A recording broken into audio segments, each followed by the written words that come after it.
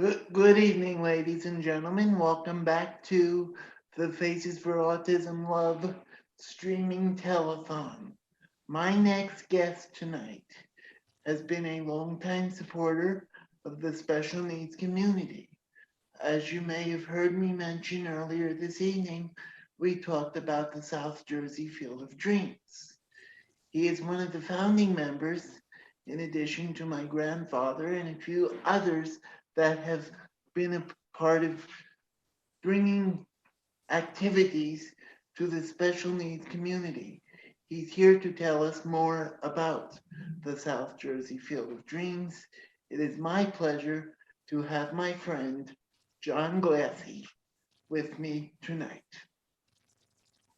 Oh, is this nighttime? Well, good evening, Jacob. Thank you, John, for being here.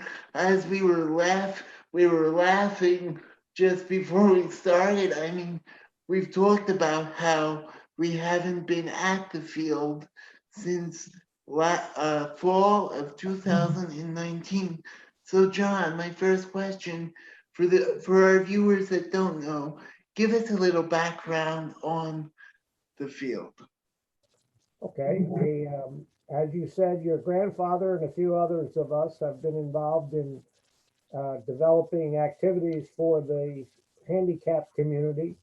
When we started back in 1971, a long, long time ago, we were still dealing with just getting the Special Olympics started in the state of New Jersey and starting to do a bunch of fundraisers for handicapped athletes or for handicapped individuals that needed some special help. Over the years, we've done a variety of things with volleyball tournaments, baseball games, softball games, celebrity games, all types of activities. And your grandfather came 17 years ago with the idea, instead of borrowing somebody else's field all the time or asking for permission to use somebody else's field, he suggested that we build our own complex, which most of us thought that your grandfather was mentally impaired, and I still think he's mentally impaired, but that's a separate issue. Uh, so we started to put together some of the ideas of how much it would cost us and how we would go about it. And luckily, for our sake and for everybody's sake in South Jersey, the community responded very well to it, and we started building Yeah. the complex. And we got a lot of money came our way, and we got a lot of people volunteered to Wow. help us. And Yes. Yes, it's gone. Yeah, yes. So those of you that were listening, yeah, that's how we started. My family, 17 years ago, as John said, my grandfather actually saw an article in the Family Circle magazine, and they built a Miracle League in Atlanta, Georgia. Correct, John? that is correct. And And just so your grandfather doesn't get in trouble, actually, your grandmother saw the article and told your grandfather, and she said, "Why don't you guys build your own field?" And you know your grandfather does everything your grandmother tells him to do. oh, and I know that all too well. They do it. Yeah. Like Susan says and Barry listens. That's the way that goes. So tell us, I mean, the program has real, like, give us an idea of like where we started to now, because it was very small in the beginning. Yes. In fact, the very first thing we did is we went and spoke to the Disabled Veterans Organization. And we took literally a 4-inch piece of sod, which was indoor outdoor carpeting, and a very soft baseball, and said, "These are the beginnings of what we want to build. We want to build a baseball field that can handle wheelchairs and crutches and canes as opposed to dirt and grass. And we want to use a baseball that is very soft so that the kids won't get hurt." And that very first night, we got a donation of $1,000 to start this program. The first year we did this, we had just a few kids show up, and we didn't even have a field. We had no uniforms. We just wanted to see whether or not the community wanted to embrace it. A year later, we had a field. Absecon gave us a piece of dirt and said, "You guys fix it up. It's yours." We lease it from the city of Absecon, but they said all the improvements would be ours. And over the years, we have developed the indoor-outdoor carpeting infield, as you have played on it for years. We have handicapped accessible dugouts. We have handicapped accessible bathrooms. We have a full field house. We put in $100,000 adapted playground, which this year we have a movable wheelchair swing, which we're very anxious for people to see.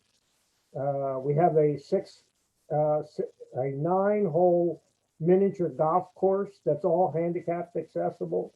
And we have a running track, walking track, and an exercise program that goes all around it, plus a courtyard. Comcast paid for a courtyard so that all of our athletes who come now can enjoy and have dinner and eat outside and socialize, etc. We now went from very few children, I would say maybe 15 kids, 20 kids.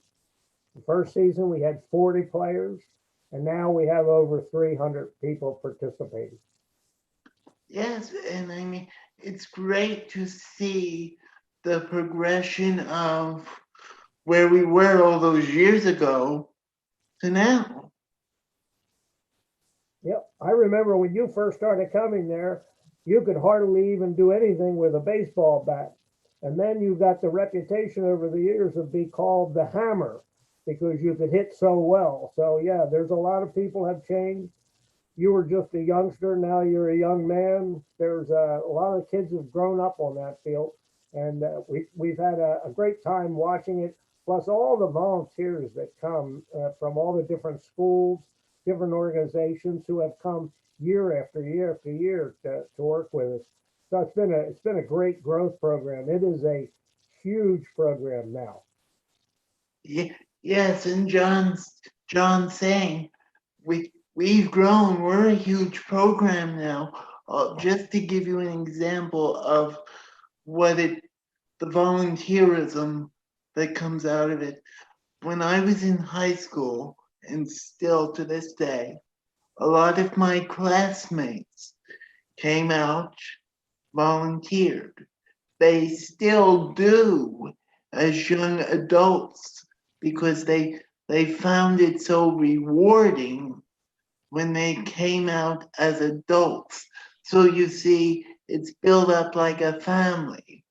We've all known each other for so long, and then we get the same kids volunteering year after year after year, and they're getting more and more and more out of it each time. Yes, we have a lot of the high schools, some of the colleges, a lot of the civic groups, members of the volunteer fire departments come and show up. A lot of groups take one night where they come over and they provide all the volunteers for the activities. We calculated a couple of years ago in a typical season, and we have two seasons. We have a spring season and a fall season. We get over 1,000 volunteers a year that come to that field and participate with the kids. And like you say, they come back year after year after year. It's become a big family. The Field of Dreams has become a family. Excuse me. And John, you're right. We are all one big happy family. We've all grown together, and now you see, as John said, we've had, if you calculate the spring, which is generally 8 weeks, starting in April, going all the way through Father's Day weekend, and then we have a fall season, and that's the last 2 weeks in September and the first 2 in October. That's how you get the support, the donations. As I said earlier this evening, if we don't have the donations, we can't do what we do best. And I know, John, you can certainly piggyback off of what I just said. If we don't have the volunteers, we can't do what we do. Yeah, it cost us about, because it's totally free. If someone wants to participate as a player in the Field of Dreams, they pay for nothing. We pay for the uniform, the insurance, the background checks of all the coaches, etc., all the food supply that is brought into the concession stand for all the guests and such. Nothing, you have to pay for nothing at the Field of Dreams. We raise those funds ourselves. The entire organization, the board of trustees, all the coaches, everybody is a volunteer. There are no paid employees in this organization, and it's been that way from day one. We do not get government grants. We do not go after government support for anything. We've done it all on our own, and we have found that a lot of people who donate to us, like the Elks Club of Summers Point or Egg Harbor Township, they come every year. Not only do they volunteer, they bring a check every year to support the program. Our program costs us about $30,000 to $35,000 a year to run and pay for everything. And we never start a capital project like a new swing or a new something new, anything new at the property. We never do it until we already have the cash on hand to pay for it. We never do it on time. We never say someday we'll pay for it. We get the money together first and then make the project. Our program also, I think, spurred so much interest that we now have a basketball program that goes in the wintertime, and the Margate Recreation Department has taken that on. And we have a season of indoor basketball for a lot of the same athletes from the Field of Dreams. So this has become a year-round operation, and it's like you said, it's only because of all the volunteers and all the people who put all the time in. Yes, and we are a year-round operation, just as you said, with a few months, with about, for our coaches, a few months off in between. But you see, people like John and I that are active in the community, we're involved in the field, we're working, we're putting the volunteers together. It's a full year, we're working all year round. We're putting the volunteers together. We're talking to organizations. I've talked to, um, I've given presentations with John to organizations to tell us what we're about, and at the end of the day, people really become inspired, and then when they see it, it becomes the picture becomes clearer. Yeah, once they come to the field and they get to see the kids, they're hooked. They'll come back again and again and again because it's a fun place. It's a very positive place. It's not like some programs where you see and there's like cutthroat activity and people really want to see their kids win. And all we want to do is give them an opportunity to play and have fun. Let them be the stars for the night. Each time they come, the whole focus is on the kids and the players and letting everybody participate and have fun. And that's just it, as John said. And there are several there are organizations around the state of New Jersey, for those of you who are watching this, that have a similar focus. Tom's River has one. There is Bill Jake's Place, a little, I believe, northwest of here. I mean, just type, if you want to look us up, I'll do this right now. Visit www.southjerseyfieldofdreams.com. There's buttons to donate. There's buttons to volunteer. We have a schedule and more information. And I know my information was given out in the beginning of tonight's broadcast to tell you more information if you have questions about any of the things I have mentioned tonight. John, we're going to switch the subject for just a second. Tell us a little bit about another project I mentioned tonight is the Donny Fund. The Donny Fund was started 20, this is our 27th year. Again, another all volunteer organization. Our job is to raise funds to give to local families who have children, mostly children who have severe catastrophic injuries or conditions. And our job is to provide the funds that they don't get reimbursed with through insurance or through medical coverage. So we buy wheelchairs, we buy hospital beds, we help pay for transportation back and forth to the children's hospital if that's where they're going for treatment. We try to help them with their medications if they have very high medical bills. Sometimes we pay for utility bills if the family has a child that's on a respirator or needs air conditioning because of breathing issues. So the fund is named after Donald Sykes, who was a Margate resident. His family owned Sykes Roofing Company in Atlantic City, very well-known family in this area. And when their son Donald passed away, who happened to be one of my best friends, they decided that they wanted to continue to bring opportunities to other kids that their son had had. Donnie had lived a pretty good life because his family had a successful business. So they helped put this 501c3 charity together. And their mission, that board's mission, is to raise funds every year and disperse all the funds they get every year. Their goal every year is whatever money they raise, they give to families. And now between that fund and another fund that we started for adults to have the same conditions, we over the years we've given out over $1 million to local families. Yeah, and I mean, it's just great to see how the Donny Fund has grown, how the Field of Dreams has grown. And it all goes back to what I was saying in the beginning, and I will say it again. Without your support, organizations like the South Jersey Field of Dreams, organizations like the Donny Fund, we can't run, we can't do what we do without support.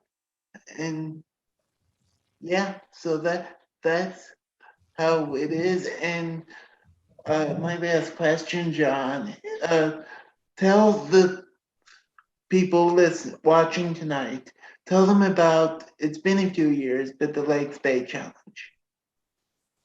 Say that again. The Lakes Bay Challenge. Well, because of all the shutdown and the activities, we haven't been able to do the activity in the summer, which is called Donny Fun Day, which includes, that's in Lakes Bay. That's between the mainland and Atlantic City or Absecon Island. And it has a swim, a row, a barbecue, music, all just fun things to do. And we're fairly certain that we're going to be able to do it in the summer of 2021. Haven't picked a date yet. We've also had to cancel, or last year we canceled our St. Patrick's Day run, which is one of our big fundraisers for both the Field of Dreams and Donny Fund. But this year we didn't cancel it, but we postponed it. So it will not be going on in March, but we're hoping that it's going to go on in the late summer of 2021. So we're going to be busy. I have a feeling your grandfather's golf tournament is going to go on again this year because we had to postpone that or cancel that last year. But we're thinking we're gearing up all of our big fundraising programs for this summer. We're hopeful. We're hopeful that the things loosen up and we're going to allow to go. They're allowing people to come to sporting events now in smaller numbers, but at least they're allowing them in. So we're hopeful that we'll have the Field of Dreams back operating this year, at least part-time, and have a lot more activities for people. Yeah, and I mean, as I said in an earlier interview tonight, we need the activities. The kids need the activities. I give you firsthand experience. When this all started, I was going a little stir crazy. I thought, and you know what, John? I literally said this. I said, this is weird. I should be down at the Field of Dreams working. This is opening weekend. I shouldn't be at home. I should be down here working. This isn't this isn't normal. Yep. But And yeah. say you and I both don't have a far way to go stir crazy because we're close to crazy already. Yeah, we got a head start on that game. Oh yes, we do. So you've heard the stories, and John, you did tell me uh, earlier that the Donny Fund will be a donation tonight to tonight's telethon. Yeah, tonight's telethon for autism, the Faces group. Isabel Mosca and her group do a wonderful job. We have a lot of autistic players who play at the Field of Dreams. And so the Donning Fund's Board of Trustees met this past week and they decided to make a donation of $500 to Faces for Autism. Thank you, John, because I mean that'll go a long way. And as I said tonight, if and as John just said in this evening's interview, if we don't have the money to continue, if we don't have the money, our programs can't continue. So this is why you see I've had people like John on, I've had teachers, I've had school administrators, I've had aides, people that work in the behavior analysis world. They're all telling you, we're all telling you different stories, and and just please donate. The number is scrolling down the bottom of the screen. They need your help. These organizations need your help now more than ever. Please donate.